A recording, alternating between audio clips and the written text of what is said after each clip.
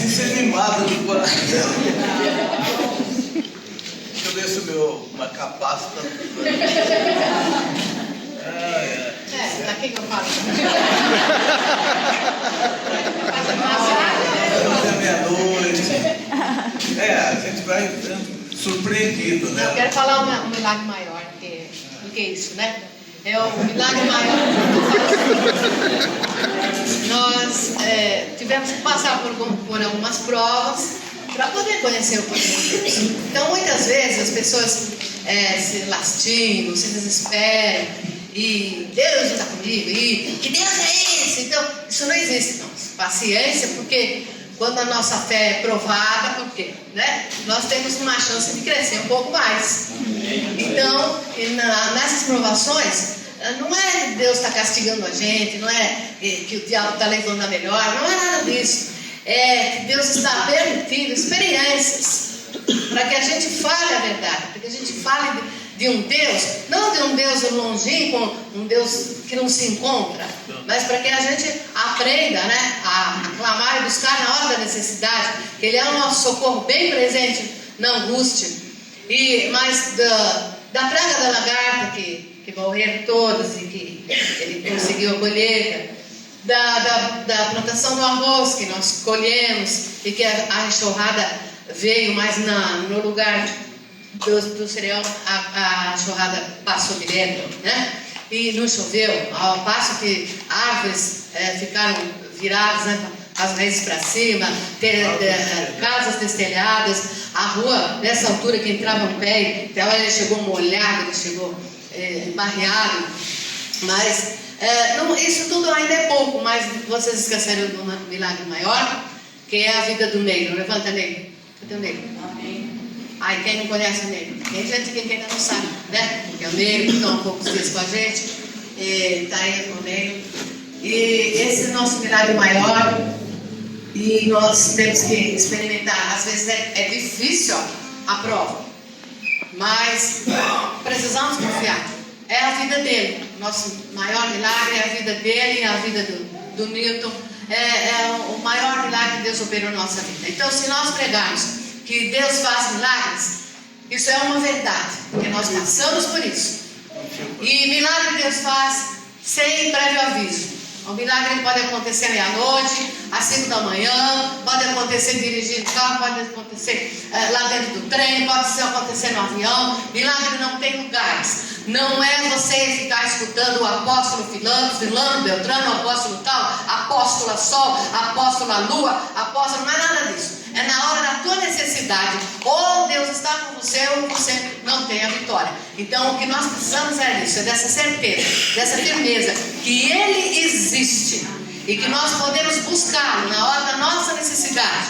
E que se às vezes a resposta não vem tão de perto, tão depressa, é porque Ele quer trabalhar com a gente, Ele quer ensinar a gente, porque Ele vai precisar de a gente levar a sua palavra com verdade, com honestidade, com graça, com garra. Que a gente não fique um pregador imitando o outro, um outro imitando o outro, e querendo fazer coisa, e já faz isso, faz aquilo outro, para mostrar o poder de Deus. O poder de Deus a gente sente Ele primeiro, a gente recebe Ele primeiro, depois a gente conta para os outros, e a gente fala com convicção, e a gente fala da grandeza dele, e as pessoas acreditam. O Espírito Santo convence o homem do pecado, e o Espírito Santo faz a obra no coração do homem através da verdade. Não de coisas mágicas, de ilusões, dessas coisinhas horríveis que nós estamos vendo na televisão.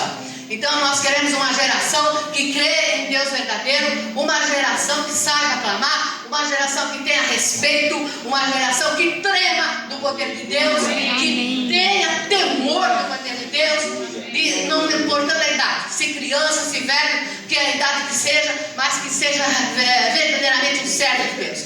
E o negro, para os irmãos que não sabem, para a garotada que está crescendo agora, essas crianças que estão chegando, saber do que o nosso Deus é poderoso, o que Ele pode fazer. Quando o negro tinha nem 2 anos de idade, ele dormindo, ele deu uma tossidinha e engoliu uma chupeta, aquela chupeta que tem uma rosquinha, e ele engoliu.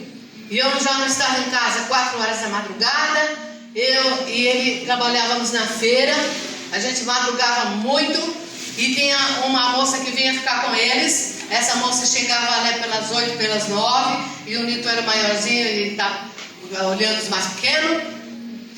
E aconteceu que na véspera dessa tragédia, a minha mãe, que era uma mulher que nunca dormiu uma noite fora da casa dela, ela veio lá em casa e disse: eu decidi dormir nessa casa hoje. Então eu falei: fica à vontade, pode ficar. Então ele pegou o caminhão que a gente tinha de trabalho, foi lá em casa, avisou o meu pai que ela não ia estar em casa, que ela queria ficar lá. E ela ficou, porque Deus estava querendo mostrar o poder de Deus para minha mãe, que a minha mãe era espírita. E ela estava assim simpatizando com a obra de Deus, mas ela tinha muitas dúvidas. E aquela noite ela disse: vocês lembram dessa passagem na Bíblia? Me convém hoje pousar em tua casa? Então foi mais ou menos isso: me convém hoje pousar em tua casa. E lá ela ficou. E quando foi 3:30 da madrugada, nós saímos, e ela dormindo na sala, se levantou e veio e se deitou no meu lugar, na minha cama. E ele estava no bercinho, encostado na minha cama. E ela escutou uma tossinha. E quando ela foi olhar a criança, ela sentiu que alguma coisa estava errada, que ele estava se batendo. E ela procura, ela falou: meu Deus, e a chupeta? E a chupeta, ela engoliu a chupeta. Então ele tossindo, ele engoliu a chupeta, estava sem barbante, não tinha barbante. E ela foi para dentro, todo com aquele plástico todo que tem, aquela rosca. E ele esteve à morte. Ele esteve, praticamente faleceu.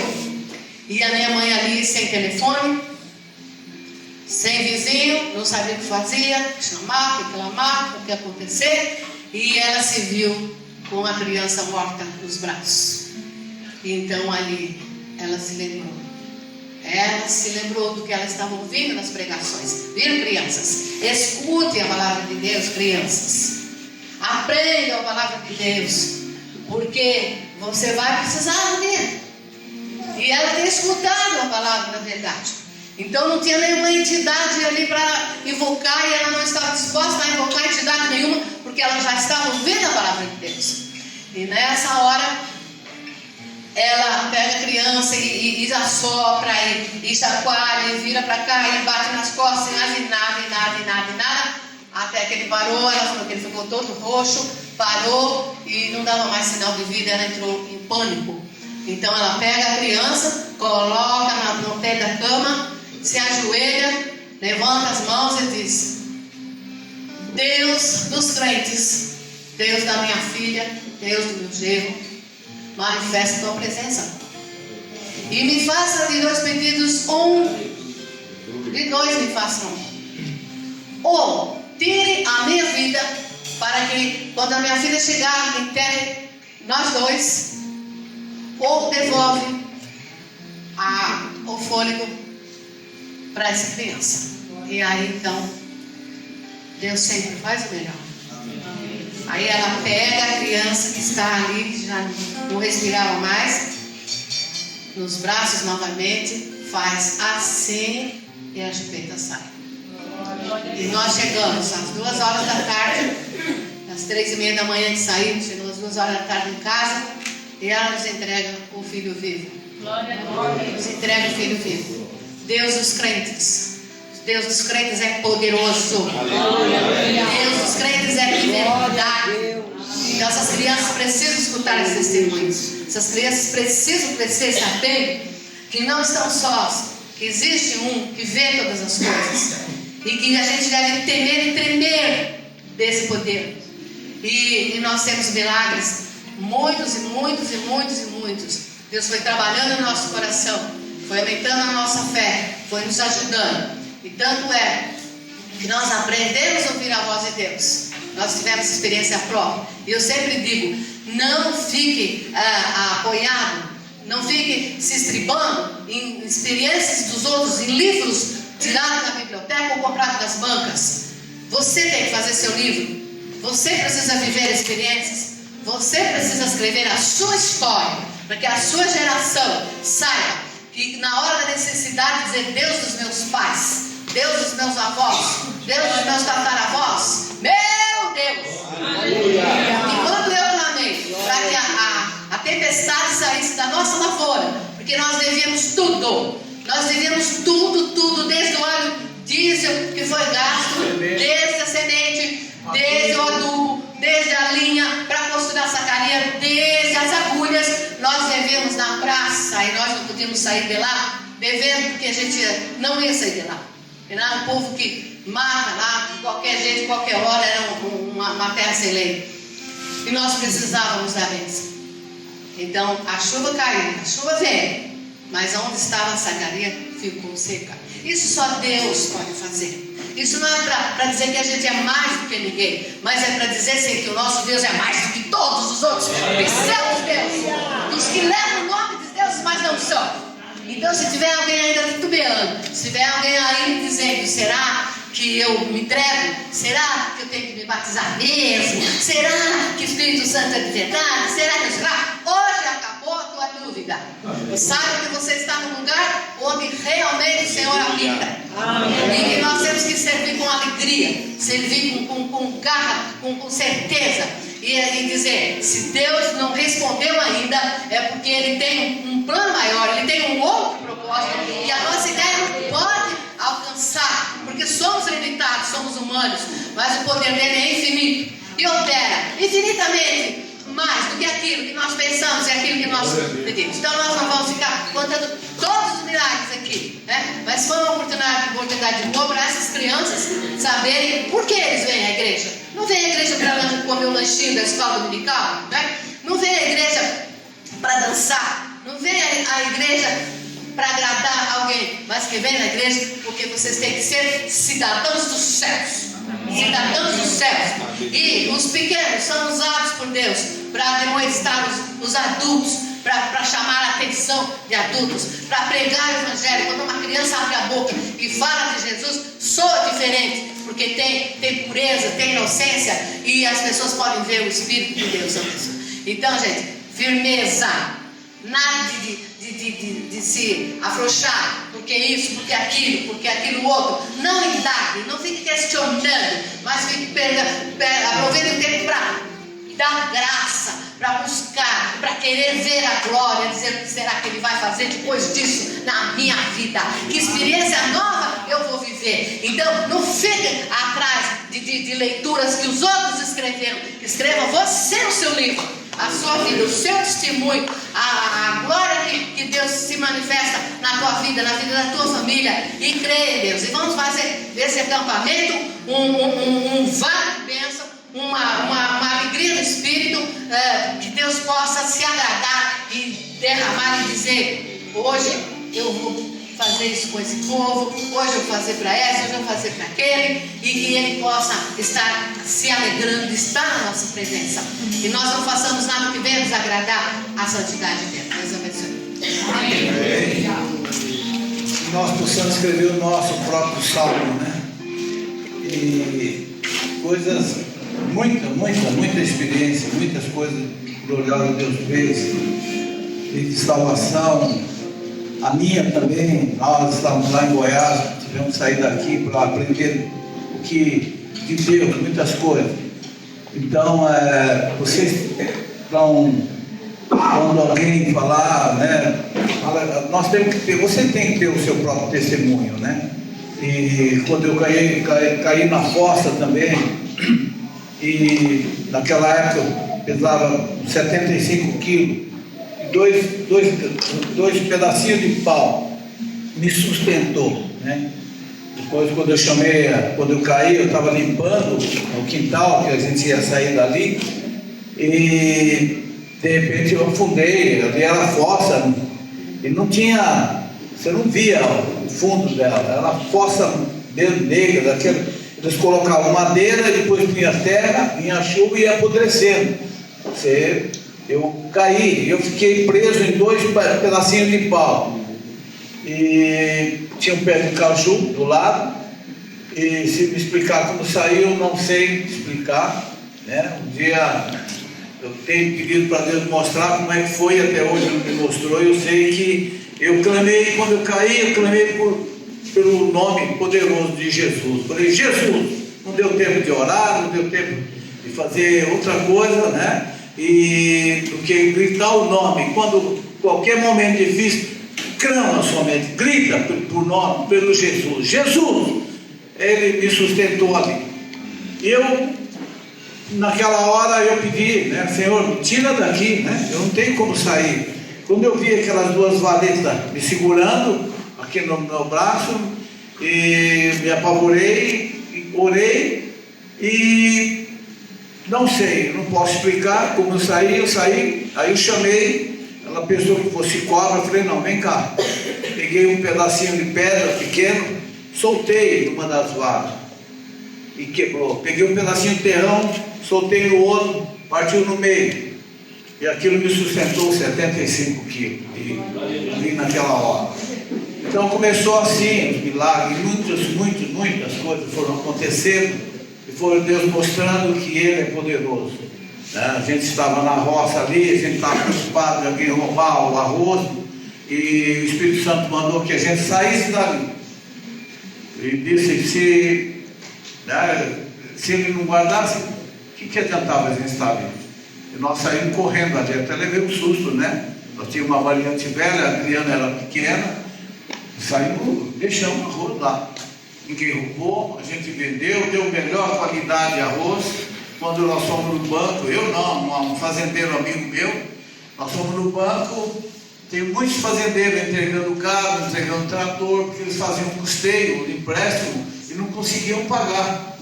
E eu não fiz empréstimo nenhum, devia tudo, a sacaria, a semente, eu precisava vender o arroz. E esse um amigo meu, fazendeiro, que era de São Bernardo, ele foi comigo no Banco do Brasil.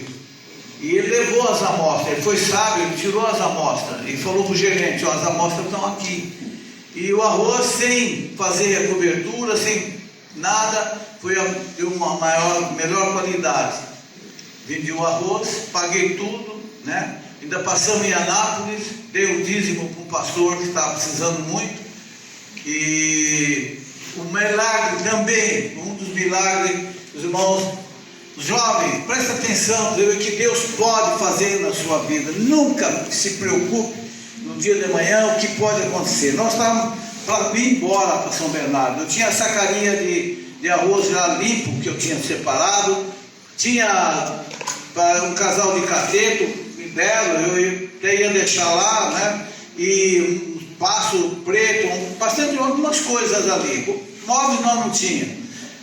E eu e a Adriana saímos na Belém, Brasília, fomos despedir de um fazendeiro próximo, e a gente ia voltando.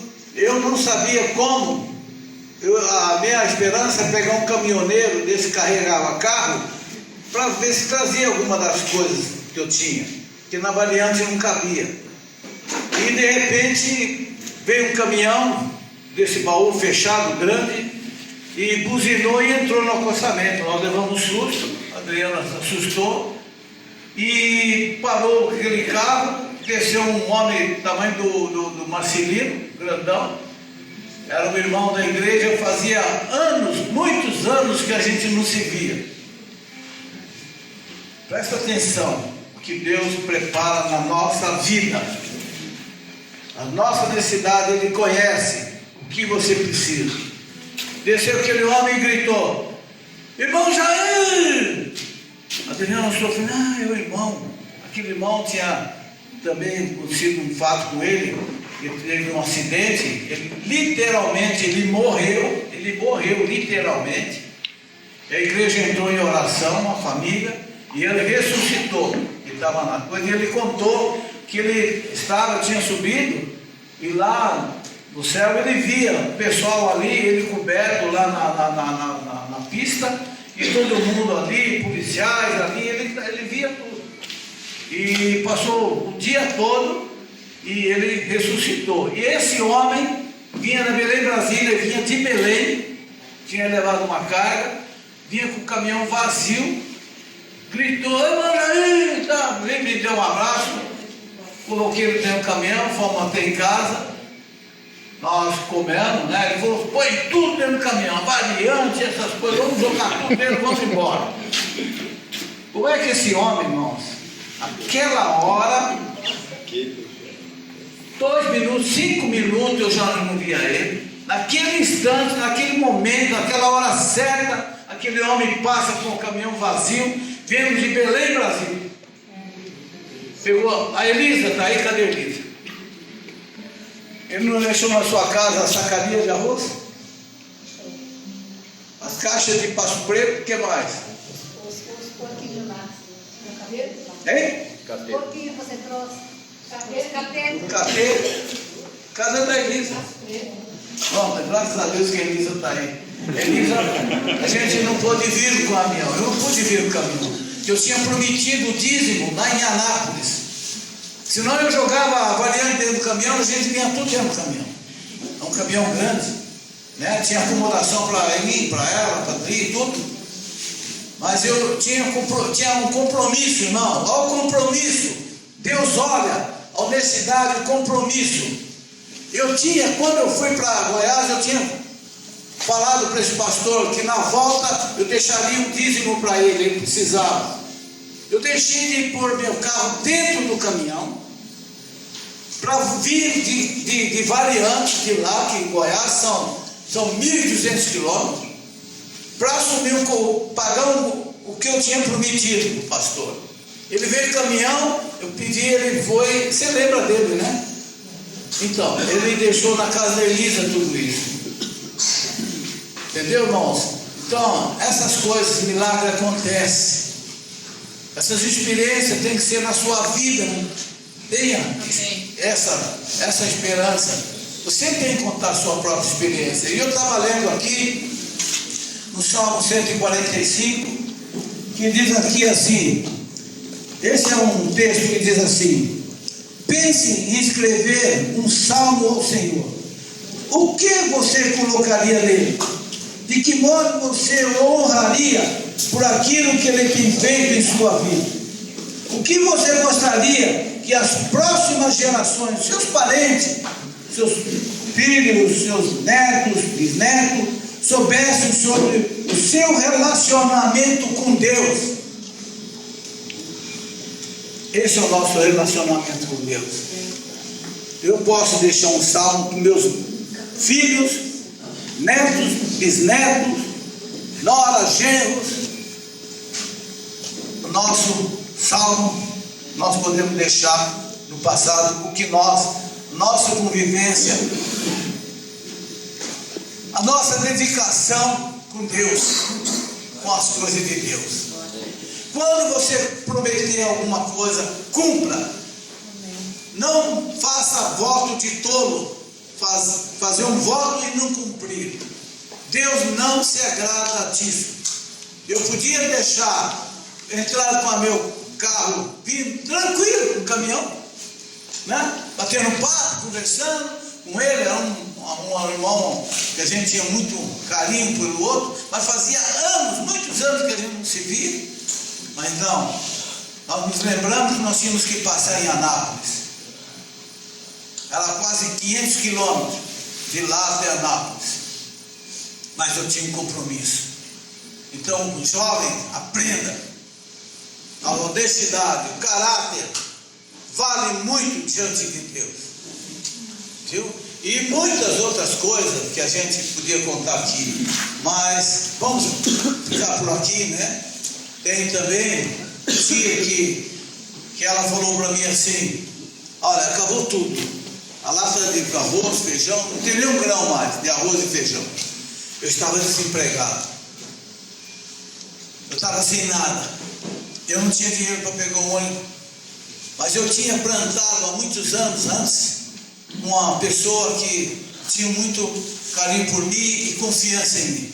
Era um vereador que eu tinha ajudado a eleger. E eu ajudei ele muito, tinha muita amizade com ele. E saí de casa à procura de um emprego.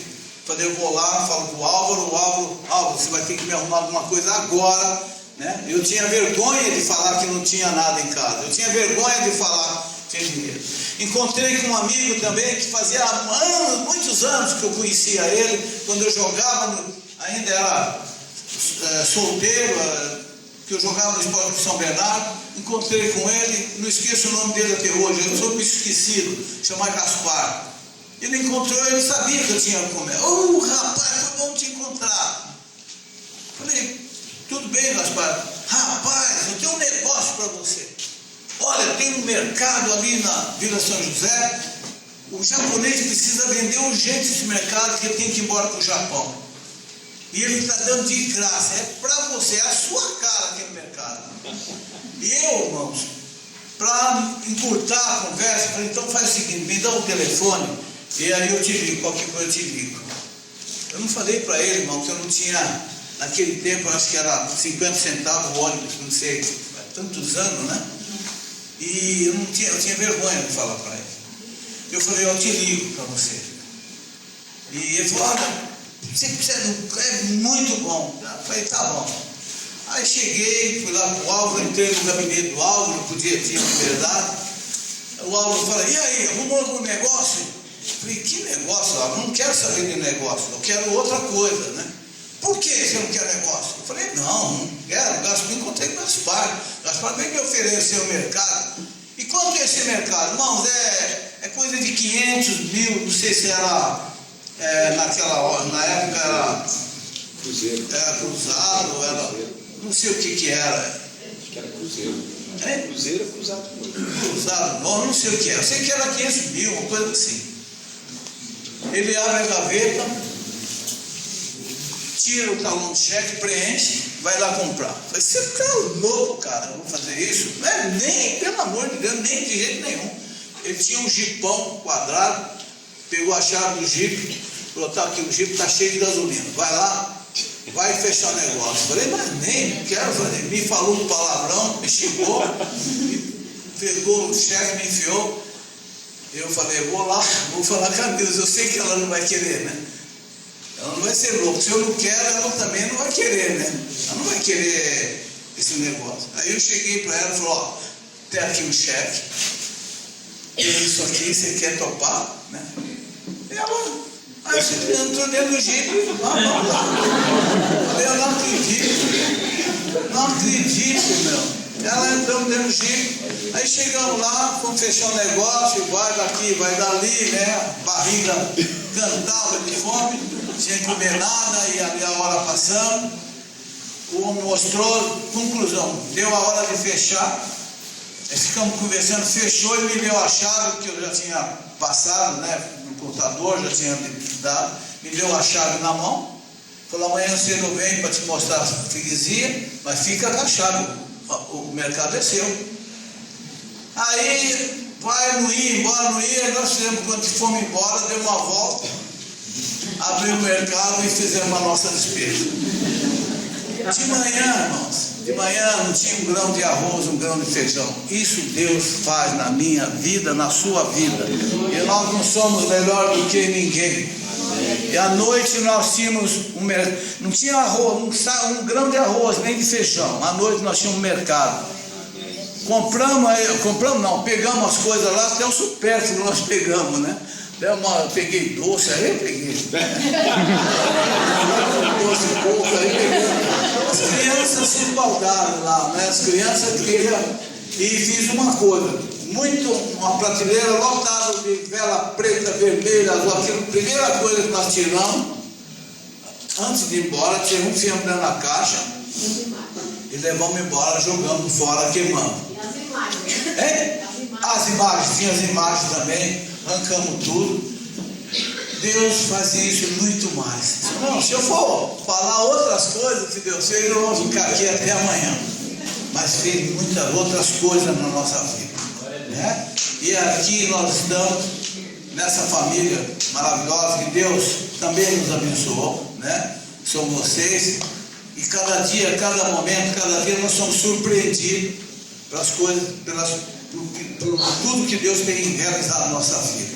O arroz, a lagarta, mais ou menos, isso não foi mais ainda, foi mais terrível não, né? Porque quando veio a praga da lagarta, era como se fosse uma chuva. Tchau! A gente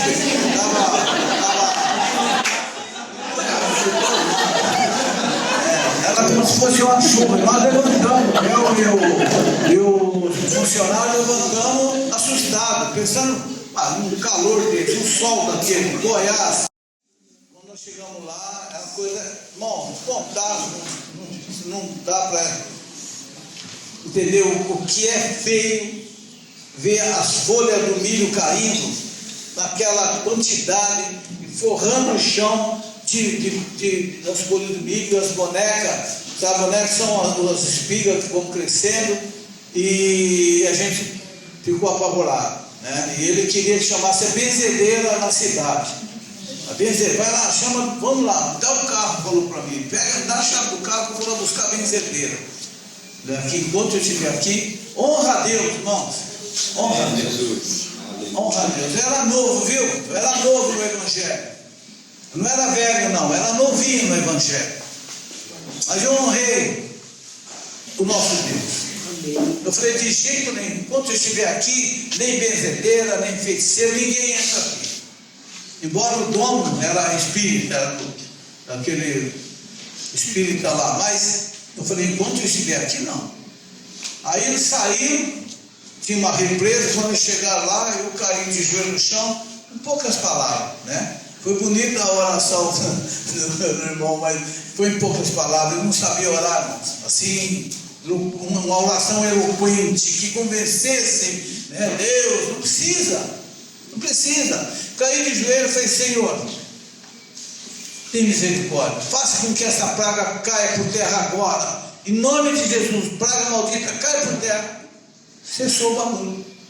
Quando eu olhei, irmãos, você não via terra, chão, você via folha e as largatas verdinhas, assim, tudo no chão, você não via terra. Glória a Deus. Aí, quando eu vi aquilo, lógico, né, eu sou duro para chorar, mas naquela hora eu chorei, comecei a chorar, não parava mais de chorar, né, porque fiquei ali. E aí os caras levantaram assim, viu que parou o barulho, aí eles vieram, né? Aí foi duro, quando eles chegaram perto, aí eu cresci, irmão. Aí eu fiquei macho, mano. Quando eu estiver aqui, porque eu tenho Deus, olha não. Aí eu cresci, irmão. Aí eu rei o nome de Jesus mesmo, né? Falei, isso é Deus, viu? Eles viram aquilo e a gente pensou que a colheita ia ser pouca. Olha, foi que nem a multiplicação do Senhor Jesus, né? Ainda sobrou 7 cestos, né? Irmãos, encheu nós tínhamos feito um paiol para aquela quantidade. Não coube no paiol. Então, isso é Deus. A gente tem que honrar Deus e Deus tem nos honrado. Então fica por aqui, tem muito mais, mas deixa para outro dia, né? Vou deixar um pouquinho. Então só quero que vocês saibam, jovem, esse é o caminho, vocês estão no caminho certo. Não olha para a direita nem para a esquerda. O mundo lá fora está oferecendo, parece que coisas miraculosas, coisas que vão satisfazer, não vão satisfazer. É momentâneo. O capeta está fazendo tudo para tirar, para levar as crianças para o inferno, os jovens, adultos, família. Mas o caminho é o Senhor. Jesus é o caminho. Obedeça os seus pais, obedeça os seus pastores, obedeça aos seus irmãos, que você vai ser um vencedor e Deus vai te abençoar como tem nos abençoado. Verdadeiramente, esse povo, essa igreja é Yohanan na nossa vida. Deus tem sido gracioso na nossa vida e vai ser na sua. Amém? Então, quero que Deus abençoe vocês. Vamos fazer uma louvor. Não sei se mais tem alguma coisa. Eu estou muito fora, né? Amém? Deus abençoe os irmãos.